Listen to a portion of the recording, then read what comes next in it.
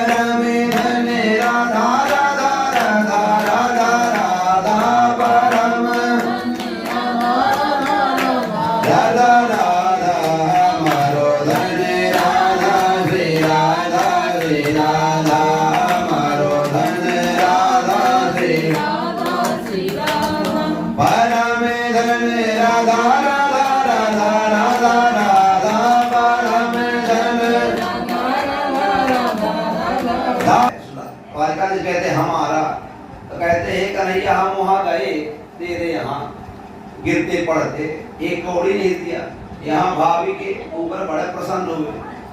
सुदामा जी से द्वारकाधीश कहते हैं कि हे सुदामा, किसी के ऊपर यदि कृपा करो ना तो क्या प्रत्यक्ष नहीं करना चाहिए, अप्रत्यक्ष। ये प्रमाण के जैसे आप पिता हैं, आपके जो पुत्र हैं घर में, आप सहायता करिए, लेकिन शास्त्र कहता अप्रत्यक्ष रूप से करिए। प्रत्यक्ष यदि आप कर देंगे तो आलसी हो जाएगा, कुछ नहीं करेगा भाई। और आप अप्रत्यक्ष रूप में उसकी कोई समस्या आप समाधान करिए, लेकिन सामने नहीं, सीधे पूरा चेक आप दे दीजिए। दे दोगे तो क्या करेगा वो, उसका पूत का पूत का धन संचय, अपूत सपूत का धन संचय। इसलिए भगवान कहते अपरोक्ष। हे सुदामा, हमको पता है कि तुमको दे देता तुम वहीं सब लुटा जाते, तुमको संपत्ति यदि मैं देता तो द्वारिका में लुटा जाते, तो कि तुम तो परमहंस हो, तुमको कुछ नहीं चाहिए हैं। जिसको ब्राह्मण को धन केवल भिक्षा, इसलिए मैं यहाँ भाभी को दी कि आप तो वहीं लुटा जाते, अभावी इंतजार में रह जाती बेचारी हैं, इसलिए मैं कृपा की भोगो। सुदामा जी कहते हे सुशीला, इस समय हम पैसे वाले हो गए, इस समय हम पैसे वाले हो गए, क्या करें स्वामी? सुदामा जी कहते हैं हे सुशीला, चांदी की सब्जी बनाओ, हीरा पन्ना की झोंक लगाओ, सोने की रोटी बनाओ, बढ़िया पाए हम और द्वारकाधीश। सुशीला कहती है बौरा गए हो स्वामी, एक सोने चांदी के पूरी बनती है रोटी। सुदामा जी कहते हैं तो ये हम करें क्या भाई, जो बड़े लोग हैं तो क्या सोना चांदी खा नहीं सकते, ओढ़ नहीं सकते, बिस्तर नहीं लगा सकते, तो पैसा क्या करेंगे? सुशीला तुम ही बताओ, भाई जब बहुत पैसा है तो हीरे पन्ने का खाया जाए, हैं? सोना चांदी की रोटी बढ़िया बने, कुछ उपयोग हो। सुशीला कहती आप और आ गए हो स्वामी, ये केवल भगवान, तो सुदामा कहते केवल ऊपर दिखावटी के लिए है ये जो लदा है सोना चांदी। सुशीला कहते हाँ स्वामी इसीलिए है। सुदामा जी कहते ये तो हमको नहीं चाहिए, क्योंकि धन की तीन गति होती है क्या, दानम भोगो नासस्यो गतयो भवन्ति वित्तदस। धन की तीन गति, ये पहला दान कर दो, या दूसरा भोगो, नहीं तृतीया नाश, ना भुंक्तो ना ददाति तस्य तृतीया गतिर्भवति। जो धन को न दान देता है ना भोग करता है तो उसका धन क्या होगा, तस्य तृतीया। लिखने वाला जो है नाश में लिखा है, पहले का शब्द में है दानम भोगो नासस्यो गतयो भवन्ति वित्तस्य यो न ददाति न भुंक्त तस्य तृतीया। समझ लीजिए तृतीया माने नाश, ये धन की गति है। इसलिए हम क्या करेंगे, तो सुदामा जी कहते हैं ये धन को तुम भोगो सुशीला, हम तो वही जो पहले वही आज। और सुदामा जी निकले भगवान का नाम लेते हुए और अंत में भगवान के नाम को सुदामा जी प्रस्थान हो गए। सुदामा महाराज की, वृंदावन बिहारी लाल की है। अब आगे कथा श्री सुखदेव सुनाते हैं कि परीक्षित एक बार कुरुक्षेत्र में है सब ब्रजवासी यहाँ से गए और उधर से द्वारिकाधीश भी आए। सबकी शिविर लगी जैसे कुंभ में शिविर लगता है। जब गए सबसे भेंट हुई, सब लोग मिले आपस में, बहुत पुराने, कहा वृंदावन से जब से गए भगवान। तो एक बार रुक्मणी कहती भगवान से कि हे प्रभु हमसे ज्यादा आपको नहीं मानता, सबसे ज्यादा मैं प्रेम करती हूँ। भगवान कहते रुक्मणी को बताएं ना, प्रमाण दिखाएं कि हमको प्रेम करता कौन है। नारद जी गए, कहते हे प्रभु अब जो भगवान जो है केवल बनावटी लेट गए अपने शिविर में। रुक्मणी गई, कहती है स्वामी क्या कष्ट है। तो भगवान कहते बहुत दर्द है हमारे पेट में, तो क्या करें। भगवान कहते जो कोई अपने चरण को धुल करके जल हमें दे दे तब हमारा दर्द ठीक हो जाए। रुक्मणी करे प्रभु ये अपराध हम करेंगे, आप स्वामी हम आपकी दासी, ये हम नहीं करेंगे। नारद जी को बुलाए, नारद जी आए। नारद जी से भगवान कहते हैं नारद जाओ पूरे शिविर में जो चरण धुलकर हमें दे दे तभी हमारा दर्द ठीक होगा। नारद जी चले, जिसके पास जाए वही कह रहे हम चरण भगवान को पिलाएंगे। ये सब मना करते करते करते जब गए ब्रजमंडल में, जहाँ ब्रजमंडल का शिविर लगा हुआ है, जैसे प्रयाग में लगता है रामानुज अलग, शंकराचार्य मार्ग अलग। जब गए ब्रजमंडल के उसमें नारद जी, तो जब ब्रज गोपियों के पास गए, जब गोपियों के पास ये प्रस्ताव रखा गया कि चरण धुलकर कोई दे दे द्वारकाधीश का दर्द समाप्त हो जाएगा। एक गोपी नहीं, हजारों जितनी गोपी सब कह दिए नारद जी हमारा चरण धुलो, हमारा चरण धुल ले जाओ। नारद जी कहते हैं तुम नरक में जाओगी, भगवान को पिलाना है। गोपियां कहती, ध्यान दें, गोपियां कहती हैं कि हे नारद जी भगवान का कष्ट दूर हो जाए, हम चाहे नरक में जाए चाहे स्वर्ग में जाए, इसकी हमें कोई आवश्यकता नहीं है। अब जब भगवान नारद जी आए लेकर, तो जब नारद जी बताते हैं तो रुक्मणी से भगवान कहते हैं हे रुक्मणी देखी तू कह रही कि हम नरक में जाएंगे, प्रेम क्या है, जो प्रेम में होता है, जो हम अपना परवाह नहीं, स्वयं मने अपने सुख के लिए सुखी न रहे, सामने वाला सुखी रहे, हम भले दुखी रहे, ये होता है प्रेम। देखो ब्रज की गोपियां सब अपना अपना चरण धुल के, और राधा से ज्यादा कोई नहीं हमें प्रेम करता है। तो रुक्मणी परीक्षा के लिए एक गिलास जल दूध गर्म जब दिया गया राधा जी को, तो राधा जी कहते हैं बहुत गर्म है। परीक्षा के लिए तो जो ले गई रुक्मणी त्याग कहते हैं द्वारिकाधीश ने दिया है, तो द्वारिकाधीश का नाम सुन के राधा जी गर्म है दूध पी गई। जब दूध पी गई तो कृष्ण भगवान के चरणों में छाले पड़ गए। रुक्मणी कहती है कन्हैया हे क्या द्वारिकाधीश, कहते आज तुम राधा जी को गर्म दूध पिला के आई हो। अरे रुक्मणी आश्चर्य हो गई, हे कन्हैया हाँ बात सही है।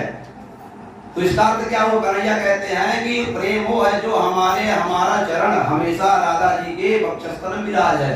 माने हमेशा हम राधा एक हैं, अलग नहीं है। क्यों कि राधा कृष्ण स्वरूपां वै कृष्णम राधा स्वरूपिणो कलात्मानं निकुंजस्थ गुरुरूपं सदा भजे। भगवान कहते हैं राधा कृष्ण एक है, कोई अंतर नहीं है। केवल अंतर क्या है? कलात्मानम, केवल निकुंज माने रास की लीला करने के लिए दो देह जरूर हो गया, बाकी प्राण एक है। जो राधा है वही कृष्ण है। राधाम कृष्ण स्वरूपम वही कृष्णम राधा स्वरूपिणो, केवल लीला के लिए अलग हुए हैं। इसलिए तब रुक्मिणी लोगों का जो है अहंकार समाप्त होता है। आगे श्री सुखदेव जी कहते हैं कि हे राजा परीक्षित, सुभद्रा हरण की कथा सुनाते हैं। कहते हैं कि हे राजा परीक्षित, एक बार क्या हुआ कि भगवान जब द्रौपदी अपनी माता से मिले, तो माता से जब मिले तो माता कहती है कि हे द्वारिकाधीश, हमारे पुत्रों को वापिस लाओ। तो भगवान पुत्र को ला करके और माता के पास जब लाए और दर्शन करके पुत्र अपने अपने धाम को चले जाते हैं। इधर सुभद्रा हरण की कथा सुनाते हैं। कहते हैं एक बार भगवान क्या जान विचार करते हैं कि जो हमारी बहन सुभद्रा है तो अर्जुन को प्रेम करती, अर्जुन को मानती है। अर्जुन कहते हैं कि हे कन्हैया, ये संभव नहीं है, वो आपकी बहन सुभद्रा और हमारा विवाह संभव है नहीं। कैसे? द्वारिकाधीश कहते सब संभव है, ये तो हमारे यहाँ का। तो कहते क्या? भगवान कहते हैं देखिए, भगवान जो काम बनाना चाहते हैं ना, तो सुदामा से कहते हैं अर्जुन से, हे अर्जुन, तुम द्वारिका में हमेशा आते जाते रहते हो, तुमको सब पता है द्वारिका में किसके कितने पुत्र हैं, किसकी पत्नी का क्या नाम है, पुत्रों क्या नाम है।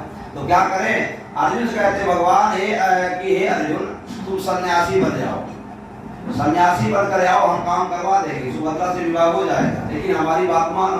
क्या? सन्यासी बन के जब आए अर्जुन द्वारिका में, तो सन्यासी बाबा की जो भी, जैसे माताओं की आदत होती है, पुरुषों की तो कब है, माताओं की जो कोई साधु संत देखे तुरंत हाथ दिखाएंगी, महाराज जी हमारे भाग में है, अरे भाग में जो लिखा तो वही है, पर हो गया। तो जब आए अर्जुन तो सब माताएं, अरे सन्यासी बाबा, अब सन्यासी तो वहां 12 महीने घूमते हैं द्वारिका में, हाँ तुम्हारे पति का ये नाम है, तुम्हारे इतने पुत्र हैं। अब पूरे द्वारिका में शोर हुआ कि एक सन्यासी महाराज आए, भाई अंतर्यामी, सब जानते हैं, सबके परिवारों का नाम, अब उनको क्या पता अर्जुन है।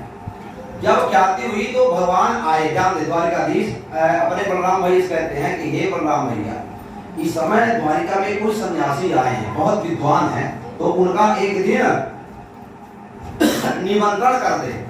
बलराम जी कहते कर दो।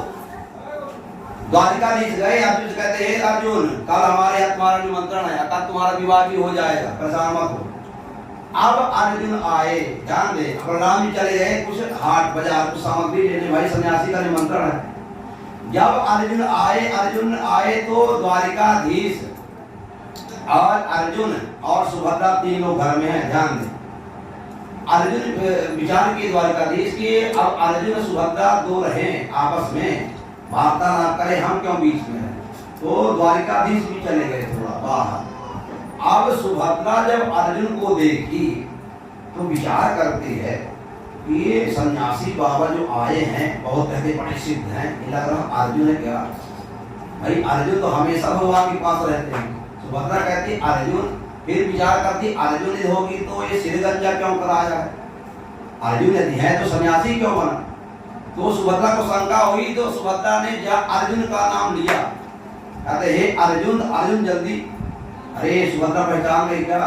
सुभद्रा कहती है हे अर्जुन, अर्जुन सामने आए, ये भेष क्यों। अर्जुन कहते तुम्हारे लिए ये भेष क्या तुम्हारे लिए, किसने बनवाया, तुम्हारे भाई। चलो अब समय नहीं है, बलराम आ जाएंगे ना तो फिर असंभव है। अब सुभद्रा को लेकर अर्जुन चले, हरण हो गया सुभद्रा का। अब जब यहाँ शोर हुआ, सुभद्रा का हरण हुआ, अर्जुन जब बलराम जी सुने, बलराम जी क्रोध आया कि हमारी बहन को हरण करके ले गया। बलराम जी कहते हैं कन्हैया दौड़ो, उसको मृत्यु की सजा देना है जो हमारे बहन को हरण किया है। आओ कन्हैया एक और न चले आगे हैं। भाई बताइए, बार बार बलराम जी कहे दौड़ो, कन्हैया एक भी चरण न बढ़ाए। बलराम जी कहते कन्हैया तुम्हारी बहन का हरण हो गया और तुम अभी पग नहीं बढ़ा रहे हो, कैसे हो? भगवान कहते हैं हे बलराम भैया, हमें ये लग रहा है कि पहली बात ये जो ले गए हमारी बहन को, ये इतना ताकतवर है कि हम 16,108 हम हरण करके लाए। चोर के यहाँ जो चोरी करे, चोर के यहाँ जो चोरी करे स्वभाव चोर है, माने साधारण वो है नहीं। और ये ध्यान दो बलराम भैया, हमें आप कहते हो अर्जुन हरण कर गए, मान ले गया सन्यासी। भगवान कहते हैं बलराम भैया देखो ये रथ कौन चला रहा है, रथ कौन चला रहा है? जब ध्यान से देखा गया रथ सुभद्रा चला रही। तो भगवान कहते हैं द्वारिकाधीश हे बलराम बताइए, आपन जब दोस्त पड़ोसी का कौन दोस्त, हमारी ही बहन जब जा रही है तो हम उसकी वो सन्यासी क्या करती है? बलराम जी कहते हैं तुम बात करने का समय दौड़ोगे। भगवान कहते हैं बलराम भैया हमें लगता है जो सन्यासी अर्जुन है क्या? बलराम जी कहते हैं यदि कन्हैया यदि अर्जुन है तो सब क्या हुआ तेरा है क्योंकि अर्जुन तेरे बिना तो एक पत्ता नहीं हिलता उसका। तो अब द्वारिकाधीश कहते हैं भैया जो है देखिए जन्म विवाह मरण गति सोई है, जहां जिसका विधान है वो तो होगा। कन्हैया बलराम भैया आप परेशान मत हो। सुभद्रा का हरण हुआ, आगे वेद स्तुति का वर्णन है। वेद कहते हैं भगवान से हे प्रभु आपके लीला को हम भी नहीं जानते हैं। वेद वेद भी भगवान से कहते हैं कि जय जय जय हजाम गीत दोष ग्रीवित गुणात्मसी हदात्मना शमे बरोत समस भगत आग जग धाम दोष घिर शक्ति बबोध कदे पतित जयात्मना नोचर तो भगवान निधना। देव प्रेत कहते हैं प्रभु आपकी जय हो, जय जय जय हजाम, आपके गुण को हम नहीं पा सकते हैं। आगे अब शिव शंकर की कथा है। एक भस्मासुर नाम का दैत्य तपस्या किया शंकर जी की, शंकर जी प्रसन्न हुए। देखिए शंकर जी बहुत जल्दी प्रसन्न होते हैं। एक लोटा आप जल डालिए क्या है, विष्णु को अलंकार प्रिय, विष्णु भगवान को जितना आप सजाएंगे ना उतना विष्णु भगवान प्रसन्न होते हैं। नए नए बढ़िया कुंडल ले आओ, मुकुट ले आओ, स्पंसी ले आओ। और शंकर जी को जलधारा प्रिय है, जितना आप जलधारा दे वही शंकर जी कहते हैं हमको कुछ नहीं चाहिए, ये विष्णु भगवान के पास ले जाओ सोना चांदी, हमको केवल जलधारा शिव प्रिय। तो शिव जी की जब आराधना किया भस्मासुर प्रसन्न हुए। जब प्रसन्न हुए कहते वरदान दो, शिव जी कहते मांगो। भस्मासुर कहता वरदान दो शिव जी, इसके हाथ में हम सिर में हाथ रख दे भस्म हो जाए। शिव जी कहते तथास्तु। जब तथास्तु के भस्मासुर जी के मन गया कहाँ, गौरी के पास, गौरी हरण लालसा। भस्मासुर कहते इतनी सुंदर देवी ऐसा सन्यासी के पास क्या काम, भगवती लग रहा है शंकर पता इतनी सुंदर पार्वती। गौरी हरण लालसा जब उसके अंदर आई तो भस्मासुर कहता है हे शिव जी ये वरदान के प्रैक्टिकल आप के ऊपर पहले कर ले। तो जब ऊपर करने लगा शिव जी भागे, क्योंकि वरदान तो झूठा होगा नहीं। आप ध्यान दे, आगे आगे शिव जी, पीछे पीछे भस्मासुर, दौड़ते दौड़ते शिव जी परेशान। अब नारायण प्रभु देखे कहते शिव जी बताओ इतने भोले वाले कि बताओ वरदान दिए वो वरदान नहीं क्यों भारी पड़ रहा। नारायण भगवान छोटा रूप बनाए बामन का, ब्राह्मण का, आए कहते हे भस्मासुर कहाँ जा रहा है? भस्मासुर कहते शिव जी की परीक्षा ले वरदान का। भस्मासुर से बामन कहते हैं कि हे भस्मासुर जब से दक्ष ने श्राप दिया है शंकर जी को तो इसका वरदान नहीं लगता होता शंकर जी का, क्यों परेशान हो? तो ये वरदान झूठा दिया है। बामन कहते हैं प्रैक्टिकल कर ले, कहाँ? अपने सिर में। तो भस्मासुर कहता अच्छा होशियार हो, हम ही भस्म हो जाए। भगवान कहते थोड़ा दूर करो, तपेगा तो हटा लेना। अब वो तो सिर में रखने का वरदान है, ऊपर का नहीं है। अब यहाँ जब रखा तो भगवान कहते हैं हे भस्मासुर कुछ गर्म हुआ नहीं, और थोड़ा नीचे करो, गर्म हुआ नहीं। जब अंत में अभी नहीं गर्म हुआ रख दो, जब भी रखा स्वयं भस्म हो गया। जब भस्म हो गया भोलेनाथ से भगवान मिलते हैं।